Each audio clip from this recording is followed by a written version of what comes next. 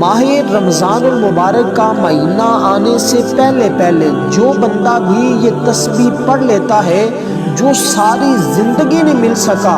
وہ انشاءاللہ اسی مہینے میں مل جاتا ہے، اور اس بندے کی ہر دعا قبول ہوتی ہے جو بندہ یہ تسبیح پڑھ لیتا ہے، کیونکہ ماہ رمضان کا وہ بابرکت مہینہ آنے والا ہے۔ اگر آپ چاہتے ہیں کہ آپ کی نسلیں بھی ماہ رمضان میں امیر ہو جائیں، آپ دولت مند بن جائیں، اس مہینے میں لوگ بہت زیادہ صدقہ خیرات کرتے ہیں اور اللہ تعالیٰ بہت زیادہ لوگوں میں رزق کی تقسیم فرماتا ہے اور لوگوں کا رزق دگنا ہو جاتا ہے۔ اگر آپ چاہتے ہیں آپ کا 70 گنا رزق بڑھ جائے، جتنا آپ کے پاس پہلے ہے اس سے 70 گنا بڑھ جائے، تو پھر دوستو آج ہی اس عمل کو کر کے دیکھیں، آپ کا مقدر سنور جائے گا۔ جو ساری زندگی نہیں مل سکا، جو ساری عمر نہیں مل سکا، وہ انشاءاللہ اسی مہینے میں مل جاتا ہے۔ تو دوستو یہ بڑی خاص تسبیح، بڑی قیمتی تسبیح ہے، اس کو زندگی میں ایک بار ضرور کر کے دیکھیے گا۔ جو بندہ آج محروم رہ گیا سو محروم رہ گیا، اور جس نے کر لیا اس کا مقدر سنور جائے گا، اس کی قسمت سنور جائے گی،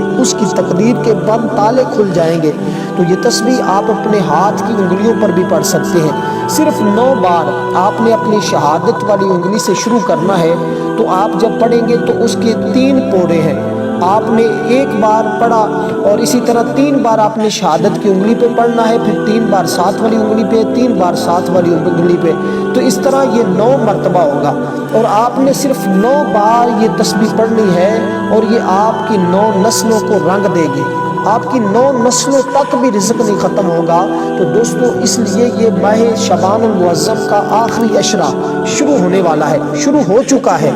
شروع ہونے والا نہیں ہو چکا ہے۔ دیکھیں جب مغرب کا ٹائم ہوتا ہے تو پھر چاند کے اعتبار سے تاریخ بدل جاتی ہے، تو اب کیونکہ 10واں آخری عشرے میں ہم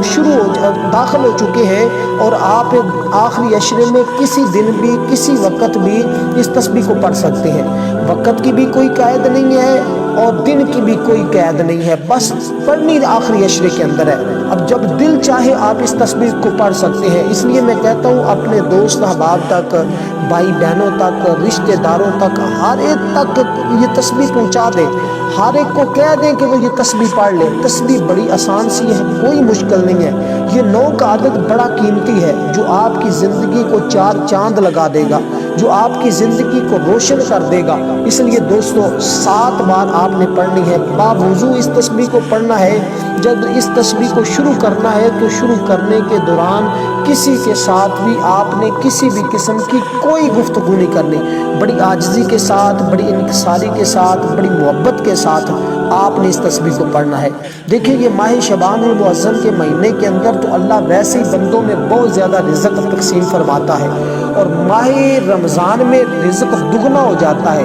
رزق بڑھ جاتا ہے، اور آپ کا رزق بھی انشاءاللہ 70 گنا بڑھ جائے گا۔ اس لیے دوستو آپ نے ماہ رمضان المبارک کا انتظار کیے بغیر جلدی سے اس تسبیح کو پڑھ لینا ہے۔ آپ یہ سوچ رہے ہوں گے کہ کل پڑھ لوں گا، پرسوں پڑھ لوں گا، اس طرح یہ تسبیح آپ سے رہ جائے گی، پھر آپ کو پچھتاوے گی۔ یہ تسبیح ہر بندہ نہیں بتاتا، یہ بڑی خاص تسبیح ہے، خاص لوگوں کی ہے، جو بندہ پڑھ لیتا ہے زندگی بدل جاتی ہے۔ کئی لوگوں کے حالات بدلنے والے یہ تسبیح ہے، کئی لوگوں کی زندگیاں بدلی ہیں، کئی لوگوں کے حالات بدلے ہیں۔ اس لیے جو شخص اپنے حالات بدلوانا چاہتا ہے، اپنی قسمت کے بند تالے کھلوانا چاہتا ہے،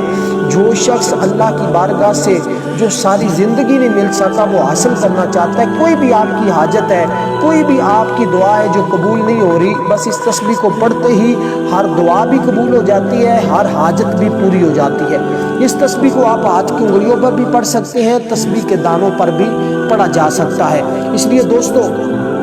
یہ خاص تسبیح پڑھنے کا طریقہ کار جو میں آپ کو بتا رہا ہوں اسی کے مطابق پڑھنا ہے، اس میں کمی پیشی نہیں کرنی، نہ آپ نے 10 کرنا ہے نہ آپ نے 8 کرنا ہے، 9 کا مطلب آپ نے 9 بار ہی پڑھنی ہے، اور آپ کو جو شہادت کی انگلی والی بات کہی ہے اس کو آپ نے اسی کے مطابق ہی لے کر چلنا ہے۔ شہادت کی انگلی سے ہی آپ نے اس تسبیح کو شروع کرنا ہے، اور سیدھے ہاتھ سے، سیدھے ہاتھ کی ہی شہادت والی انگلی ہوتی ہے، وہاں سے آپ نے شروع کرنا ہے۔ اگر آپ دیکھیں عمل مشکل نہیں ہے، بالکل آسان سا عمل ہے، بچہ کر سکتا ہے۔ میں آپ کو جب یہ عمل سمجھا دوں گا تو یقین جانیں آپ کے گھر کا بچہ یہ عمل کر سکتا ہے، کوئی مشکل ہی نہیں ہے، بڑا آسان ہے، اور آپ جب اس آسان سی تسبیح کو ایک بار پڑھ لیں گے، صبح ہی اپنے حالات دیکھ لینا، اسی وقت ہی آپ کو اس تسبیح کے اثرات نظر آنا شروع ہو جائیں گے، کیونکہ یہ ماہ شعبان المعظم کا مہینہ ہمارے پاس موجود ہے، ہم اس کی برکتوں کو حاصل کر لیں۔ آپ نے زندگی میں بہت سارے وظائف کیے ہوں گے، بہت سارے عمل کیے ہوں گے، لیکن جب یہ تسبیح آپ پڑھیں گے تو آپ حیران ہو جائیں گے، اور آپ یہ واقعی حقیقتاً یہ بات کہیں گے کہ کاش مجھے زندگی کے پہلے کبھی یہ تسبیح مل جاتی، کیونکہ یہ بندے کی زندگی کو بدل دینے والی تسبیح ہے، یہ فرشتوں کی تسبیح ہے اور یہ اللہ والوں کی تسبیح ہے۔ اس لیے دوستو، اگر آپ اللہ والے بننا چاہتے ہیں اور آپ چاہتے ہیں جو اپنی زبان سے کہیں رب اسی طرح پورا فرما دے، تو پھر دوستو آپ کو دین کی طرف آنا پڑے گا، اللہ کے حکام کی طرف آنا پڑے گا، پھر ماننا پڑے گا اللہ نے قرآن کے اندر وہ تاثیر اور طاقت رکھی ہے جو دنیا کی کسی اور کتابوں کے اندر نہیں رکھی۔ تو یہ تسبیح قرآن مجید کی ایک آیت کی تسبیح ہے، صرف ایک آیت بینات ہے جو بڑی آسان سی ہے، تقریباً ہر بندے کو آتی ہے۔ بس آپ نے کرنا کچھ اس طرح ہے کہ درود پاک سب سے پہلے حضور نبی علیہ السلام کی ذات پر پڑھ لیں۔ اور ایک بات میں واضح کرتا چلوں دوستو، اگر آج آپ یہ تسبیح اس ترتیب کے ساتھ پڑھ لیتے ہیں، اس طریقے کے ساتھ پڑھ لیتے ہیں، تو پھر آپ حیران ہوں گے، ایسی برکات، ایسے معجزات دیکھنے کو ملتے ہیں کہ بندہ حیرت میں چلا جاتا ہے۔ دوستو سب سے پہلے آپ نے درود پاک پڑھنا ہے، اور درود پاک سے پہلے جیسے میں ہر بار یہ نصیحت کر رہا ہوں کہ سب سے پہلے نیت کرنی ہے، آپ کا مقصد کیا ہے، کس مقصد کے لیے یہ تسبیح پڑھنا چاہ رہے ہیں۔ اگر آپ کی کوئی نیت ہی نہیں، دیکھیں ہم نماز پڑھتے ہیں، نیت کرتے ہیں، 2 رکعت نماز نفل یا فرض یا جو بھی ہم نے پڑھنا ہوتا ہے، ہم اس کی نیت کرتے ہیں، تو پھر ہم اس کو ادا کرتے ہیں۔ اسی طرح آپ کی جو بھی نیت ہے، آپ نے سب سے پہلے نیت کرنی ہے۔ آپ وضو کر کے آپ حالت تشہد میں بیٹھ کر اس عمل کو کر لیں، مسجد میں کرنا چاہتے ہیں مسجد میں کر لیں، گھر میں کرنا چاہتے ہیں گھر میں کر لیں، جہاں آپ کو آسانی لگے آپ وہاں بیٹھ کر عمل کو کر لیں۔ اس کی کوئی قید نہیں ہے کہ آپ مسجد میں پڑھیں، خواتین گھر میں پڑھ سکتی ہیں، آپ دنیا کے جس کونے میں بھی ہیں، آخری عشرے میں کسی لمحے بھی آپ اس عمل کو کر سکتے ہیں۔ بس ماہ رمضان آنے سے پہلے آپ نے لازمی طور پر اس عمل کو ایک بار کر لینا ہے۔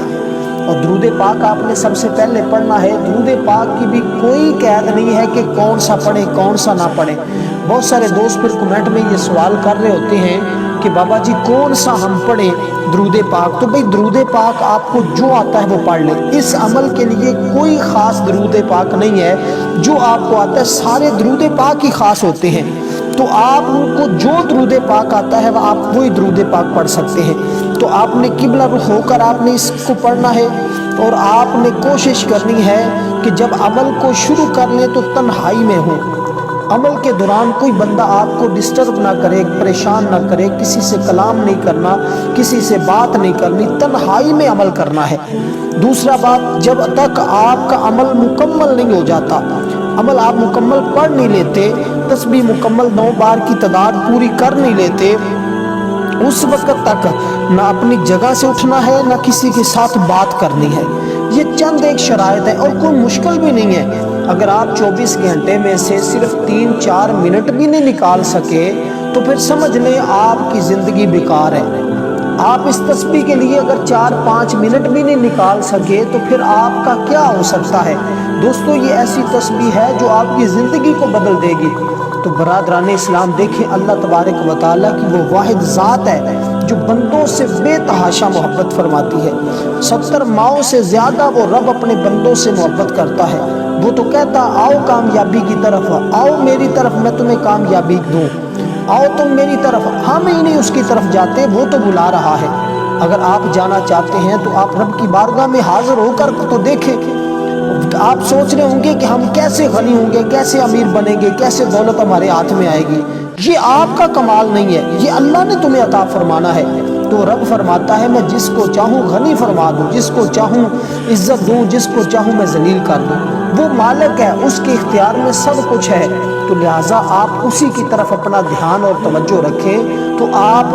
ہمیشہ اللہ کی فرما برداری کرتے رہیں، اس کے حکام کو فرما برداری کرتے رہیں، اس کی اطاعت کرتے رہیں، اس کی فرما برداری کرتے رہیں، اس کے حبیب کی فرما برداری کرتے رہیں۔ تو پھر سمجھ لیں آپ کی زندگی بدل جائے گی۔